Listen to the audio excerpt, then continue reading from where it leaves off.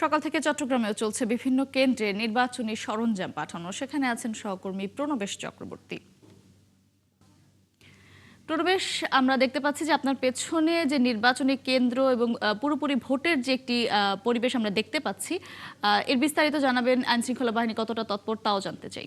সংসদীয় আসনের মধ্যে যেগুলো চট্টগ্রাম নগরের মধ্যে পড়েছে 3টি আসন, তার মধ্যে চট্টগ্রাম 9 এটি হচ্ছে চট্টগ্রামের একেবারে কেন্দ্রে, কোতোয়ালি চট্টগ্রাম 10 সেটিও চট্টগ্রাম শহরের মধ্যে, আর চট্টগ্রাম 11 এটি হচ্ছে বন্দর এলাকা।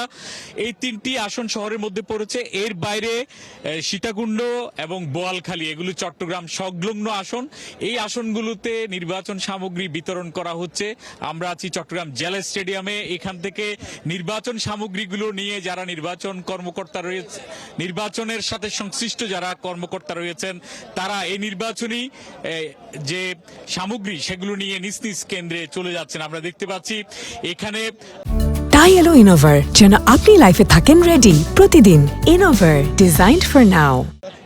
মূলত এখানে যে বুথগুলো করা হয়েছে সেই বুথগুলো থেকে যে নির্বাচনের সামগ্রী প্রায় 31 ধরনের সামগ্রী রয়েছে। তার মধ্যে রয়েছে ব্যালট বাক্স, ব্যালট পেপার, ব্যালট বাক্সের ঢাকনা, সিল, স্টাম্প, অমোচনীয় কালি, রেজিস্টার, এবং নির্বাচন শেষে অনেকগুলো সিলগালা করতে হয়, এগুলোর জন্য কিছু সামগ্রী রয়েছে।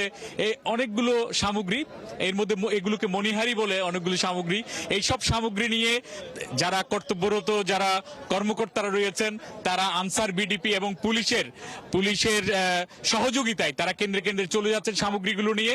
এবং এগুলোর মাধ্যমে আসলে এখন যাতে কেন্দ্রে পৌঁছায় এবং কেন্দ্রে যাতে নিরাপত্তা থাকে, তার জন্য আইনশৃঙ্খলা বাহিনীও পর্যাপ্ত নিরাপত্তা ব্যবস্থা গ্রহণ করেছে। তা আমরা দেখতে পাচ্ছি সুষ্ঠুভাবে এগুলো এখানে বিতরণ হচ্ছে, এবং কেন্দ্রগুলোর নিরাপত্তা এখন সবচেয়ে মূল কথা, সেটিও নিশ্চিতে পুলিশ ভূমিকা রাখছে বলে আমাদের পুলিশের ঊর্ধ্বতন কর্মকর্তারা আমাদেরকে নিশ্চিত করেছেন। তো এটি ছিল চট্টগ্রাম থেকে নির্বাচন সামগ্রী বিতরণের সর্বশেষ তথ্য। ধন্যবাদ প্রণবেশ আপনাকে।